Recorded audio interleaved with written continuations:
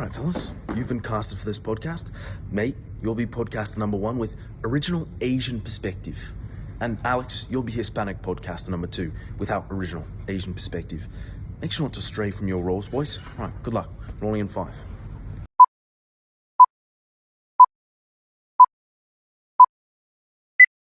That was fairly uncomfortable, wasn't it?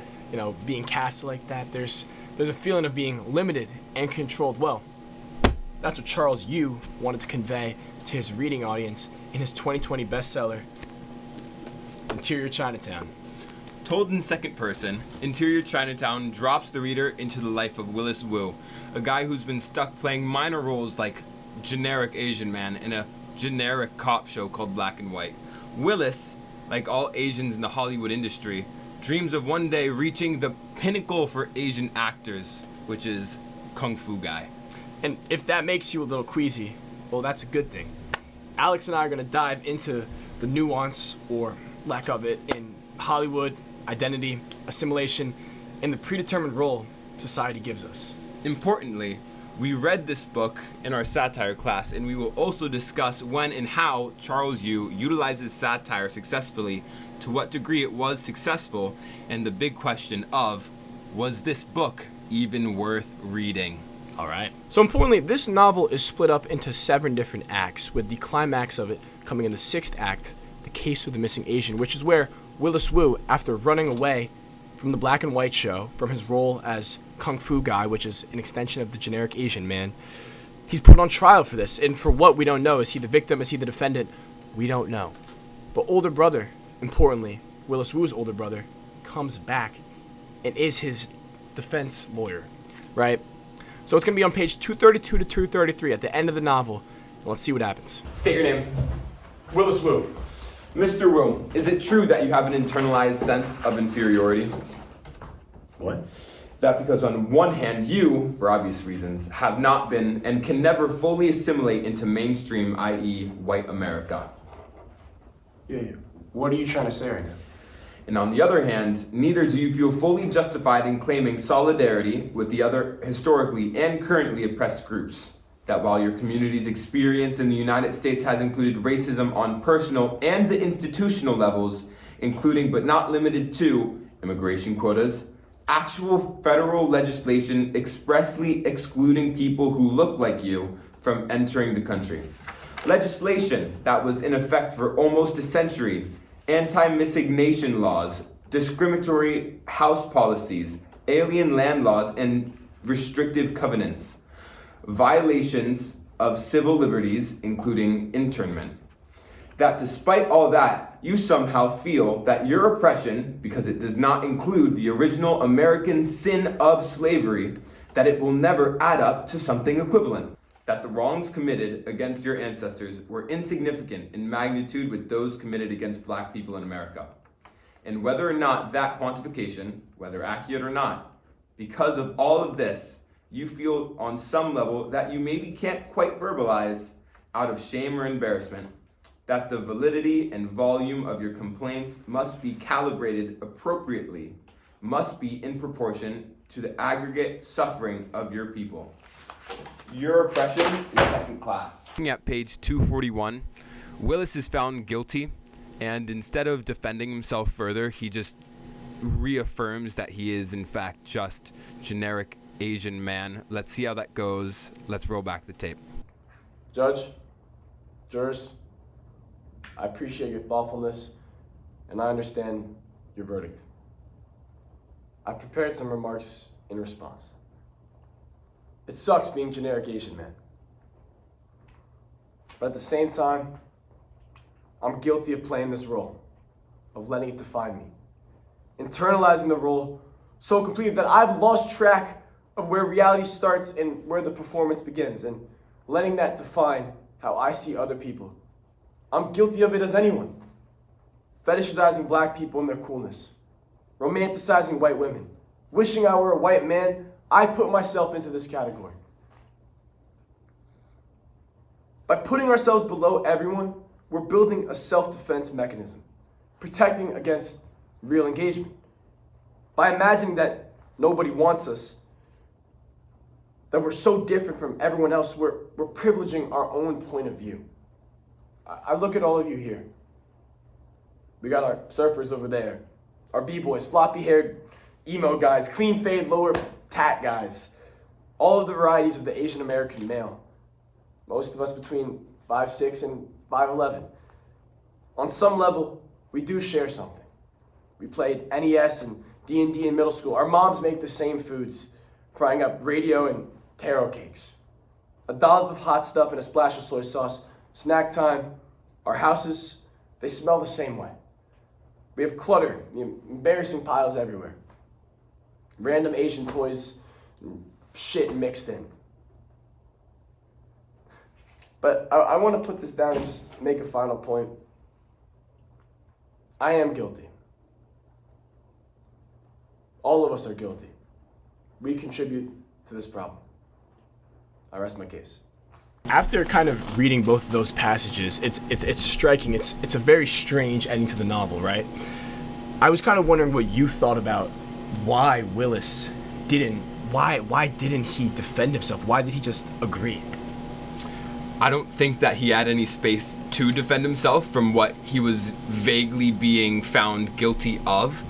What he saw it as, I think, is he was like, yeah, I am just generic Asian guy. That's what they're labeling me as. And they're not wrong. That's what I am. And if I were to try to defend myself and bring up something different, there is nothing there. And it's also interesting because right when older brother comes in and Willis calls him out on this, it's like, whose side are you on? The whole novel kind of flips where it's like, I feel like, in a sense, Willis has been getting victimized the entire novel. And then for once he's put on trial. It's like this really weird dichotomy there. I don't know what you thought about that in terms of like, why didn't older brother really come to his defense and more seem to just perpetuate him being on trial? I feel like this entire section of the book, it's so weird and vague and abstract, as which it isn't like actually a trial about him stealing a car. Did he steal the car? Did he not steal the car? It feels like we're in his mind, and it's the side of himself saying, am I a victim? And then another side being like, no, this is the system that's built against me. Right. And, well, he does have an older brother, and that older brother is there. It's a weird, like, he shapes it into it's all in Willis Wu's head. And, like, who's against who, and that's just how it works out. Because it is like a dreamlike sequence. Like, I think we both interpreted as this is not actually happening. No. It's all in his mind. Okay, that's good. All right, so we're going to discuss that, the satire, and more in a little Q&A section. We got a little note cards coming up, so let's get it going. All right, so in this section, we're going to do a little Q&A with each other, and we're going to reflect on how the book functions as a satire. Was it successful? Was it not successful? So, Alex, we have a list. You want to go first? I already got it up here. Which character was the most successful vehicle for satire? It's a great question. Because I think, obviously, the story is told in the second person through the lens of Willis Wu, but I would argue that the point that, to me, was most powerful was kind of the cop show in black and white, Turner and Green, where it was, hey, you're victimizing yourself as an Asian male, but this is really kind of ridiculous, that notion that Asians have it harder than blacks in America.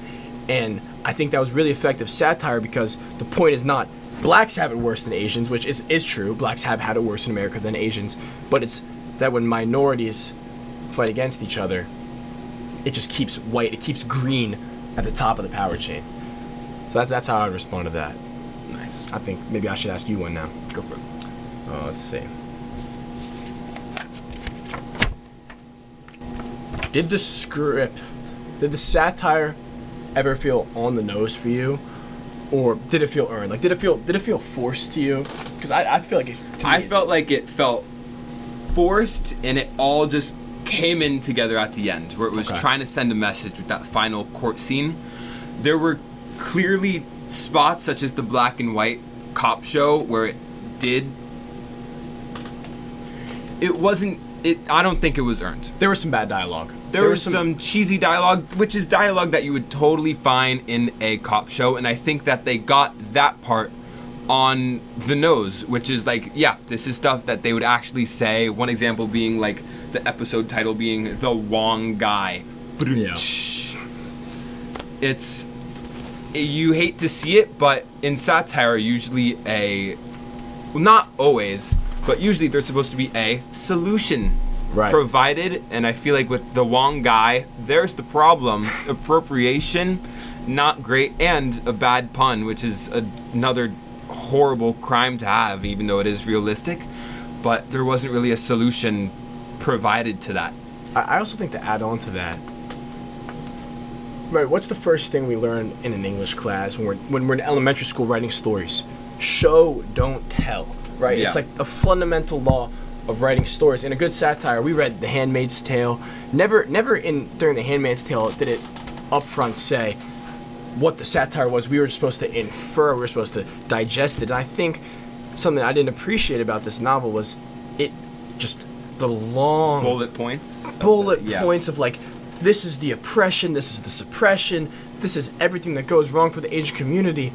It just didn't feel like there was any sort of story. It just felt like I was being told, it was being shoved down my throat. This is what goes wrong. Mm-hmm. So yeah, I don't know. You want to ask me? I'll reach for another. Ooh, was there a stereotype found in the book that hit a little close to home for you? Well, that's perfect because I am Asian. And it definitely, it was an interesting read being Asian, because I think obviously we don't read that many books about Asian people in our curriculum, and I thought I would appreciate this book more because of that.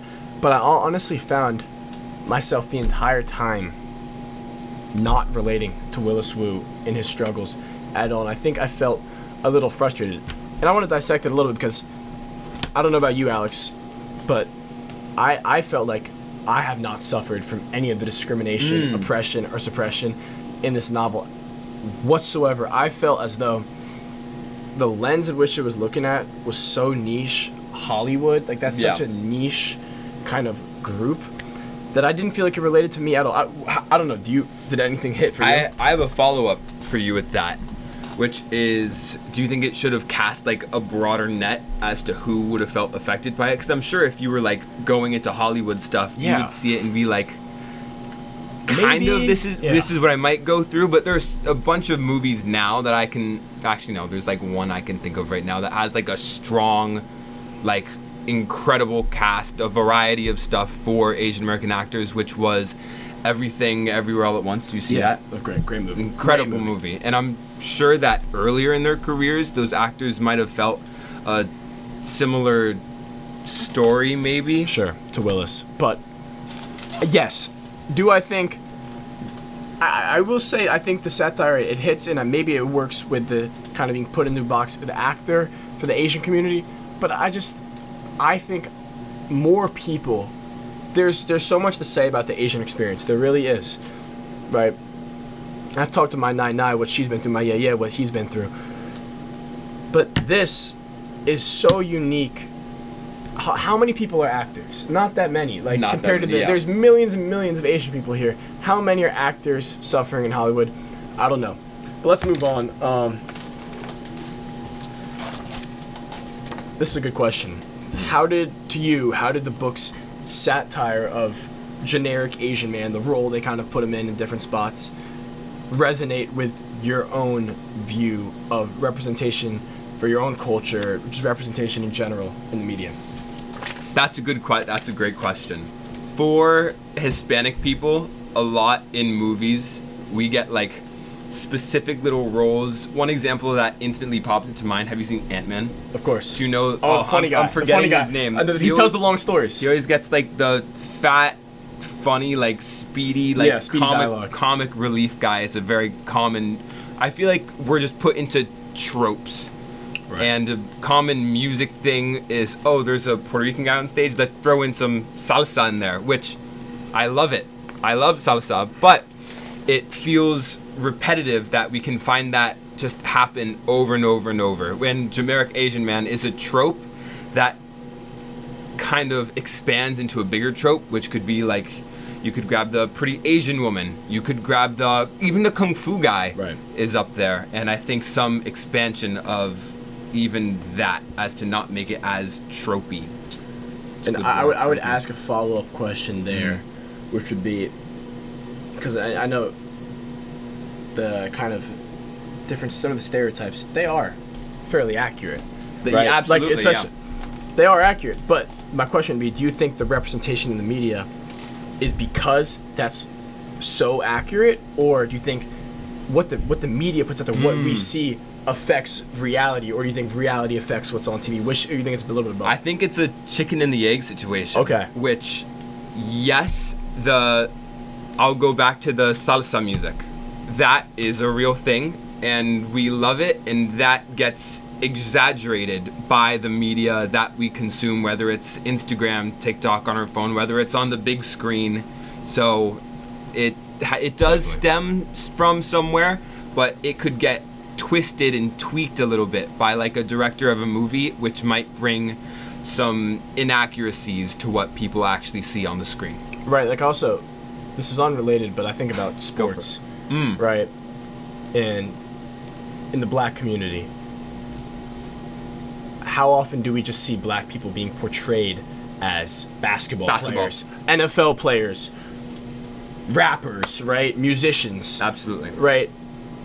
That definitely affects the way people think what they can become, what they can do, what's the ceiling of their potential in their life when we tell white kids, hey, you can be the president of the United States, right? Or anything's open for you. So I definitely think it's a little bit of both. So I would agree entirely. For sure. Cool. Keep going. Let's keep moving. Question. Was there a moment of satire that made specifically you feel uncomfortable? Well, there was definitely a lot of moments, actually. You know, we would come to this class every day, and some of our fellow classmates would be like, I loved it, and I'd say, I hate it. I hate this book. And I don't hate it. I'm glad we read it, but there was definitely some moments that made me feel uncomfortable, particularly when Willis leaves his wife. Because, so what happens in the novel is Willis finally gets the pinnacle of Asian actor status. He gets the role of generic Asian guy, but he's just had a kid with his wife. And the kid and the wife, they want to move out. They want to get out of this. They have their own show. Sphere. They want to get. They have the star. They're going to become the stars somewhere else. But this is Willis's moment. He's just become Kung Fu guy, and he abandons his family to get Kung Fu guy. And I understand that this is a satire. This is saying this role that has been so confined that you feel you need to do that. It's so suffocating. But at the same time, I think it didn't work for me. It made me highly uncomfortable because just what the hell? Why would you ever do that? Why would you, I just don't. It didn't work for me because I don't think that's a real scenario that ever happens. I don't think there's any time where people have opportunities and don't take them because of their race. I don't think that's a thing. I think what is a thing is people not getting opportunities because of their race. Yeah. But having an opportunity to get out and make a better life for yourself and not taking it because you feel like you have to do something for your race, I don't think that's something that even happens. And I get that it's an exaggerated version because it's satire. Didn't work for me at all. I don't know. What do you think about that? I liked the point there where it was he tried to he's complaining a lot about his trope of generic Asian man, and he can stay in that lane, and then all of a sudden, there's a way to get out of it, and he's like, no, I have to keep going with my predetermined path. And it's like no one else understands. It's like edgy. You had an option available. You had options, but you just didn't take it because that's what he's been doing it for his entire life. That's been his dream role, his dream goal, and that's kind of it. And it feels very one-dimensional when there's so much other stuff going on around him. I'm trying to think. If this weren't about acting, what would the Kung Fu guy be for the Hispanic community, the Asian community? Because I'm trying to think. Asians can, in my opinion, I don't really feel like there is this one role limit that we have. I don't know, my dad's a CEO of a company. There's I don't know if this is an accurate satire or something even meaningful, and I think we'll get into that later. Was this book meaningful? I don't know if there is a kung fu guy in the real world, if that's really a thing, besides actually acting. I don't know. Yeah. What do you think? I think that having that, like, because kung fu guy, that stands for like the pinnacle of whatever like role you're in. So someone I can think of that kind of like has that role of like legendary, oh my god, this guy is just the best, would be a like Dwayne "The Rock" Johnson. Sure. He's kind of in everything. He's the perfect role. He doesn't really have to be like a weird Plays himself. He just plays himself. Yeah. And people love it and love it. eat him up, and it is the box office usually. He's just the big, buff, like handsome, like, oh my god, is this god even real? And he not even actually visually on the screen, just his voice. I can think of like Moana, for example. Sure. There, just his booming voice, it's like, oh my god, it's The Rock. I love this guy. Yeah. Where it's this legendary like status. But are people trying to become that? I don't know. Are they? I think they can look up to him, but I think it's unrealistic to see that and try to. It feels like just replacing. I think people are If you wanna smarter say than that. I think people are smarter and more aware than we give them credit for, and I think this book is undermining that. That Asians, I like obviously all people, but in this particular case, Asians are aware that they can become greater and more. But I don't know. I obviously have a ignorant experience because of who I am and Yeah. the blessings I've had in my life. So I guess I can't speak for Asians who've grown up in poverty or in different socioeconomic backgrounds. But Sure. all right, kind of to finish off.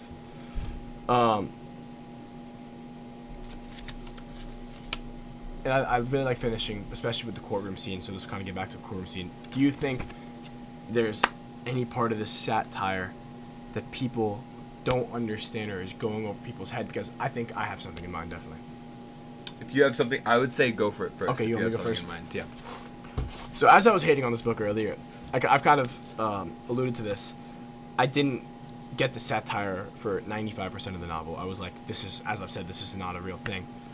But I do think if this is what the final portion, if this is what the courtroom scene was trying to do, it worked for me. And what I mean by that is, what I got from the court scene, how I interpreted it, is that, like everything I've said before, if you limit your life, if you're confined by racial boundaries, then it is your fault. You are on trial for the problems of your life. You are not the victim. And if that is the satire that obviously you wouldn't get on first glance, because the other 95% of the novel is, hey, how is Willis Wu the victim? Then I think you'll miss that. But I definitely think there's something to be said about maybe, and I'm not sure, this might be the wrong interpretation, putting accountability and responsibility for one's own life on themselves and not blaming the cards. Because we're all dealt cards. And your life goes how you play them. Obviously, we're dealt better cards than other people. But you got to play your cards to the best that you can. And I think the way I interpreted the ending was, it was kind of a rebukal of Willis Wu and his entire being. Maybe all, that stands for all people Yeah. who struggle. What do you think? For things that went over people's head, I'm going to change the question a little bit and say something that I feel like I missed while going through the book, which was how much of the book was focused on really Willis Wu.